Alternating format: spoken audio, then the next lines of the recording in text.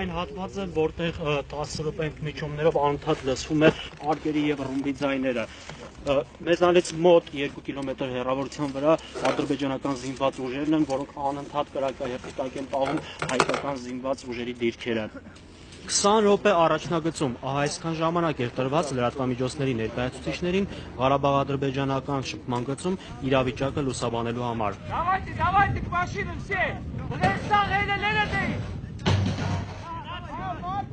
Սա այն հենակետերից մեկն է, որտեղ մի քանի օր է կրակոցները գրեթե չեն դադարում։ Հակառակորդը սակայն կորուստ է, որ կրում է, զինտեխնիկա է կորցնում եւ անօդաչու սարքեր։ Զինծառայողները տեղեկացրեցին, որ ժամեր առաջ ոչնչացրել են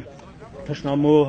անօդաչու սարքը, որ գտնվում է այս սարից այն կողմ, իսկ մոտակա 50 մետր հեռավորության վրա պայթել է վերջին արկը։ Նրա սև բծերը այս պահին էլ երևում են։ Հենակետի ավագ լեյտենանտը ոգևորությամբ պատմում է իր վաշտի զինծառայողների քաջագործության մասին։ Մեկը հակառակորդի անօդաչու սարքն է խոցել, մյուսն էլ տանկն է պայթեցրել։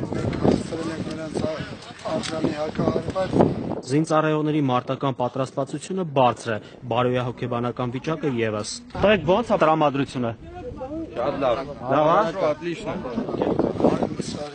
Հրամանատարի պահանջն է լրագրողներին լքել հենակետը, վերևում անօդաչու սարք է պտտվում։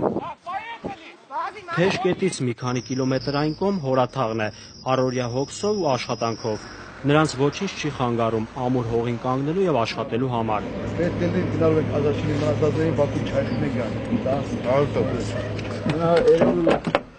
Բեգլարյան Արտակը հակառակորդի արկից երբեք չի փախել, թեկուզ այն ծակի եւ մեքենայի միջով դուրս գա։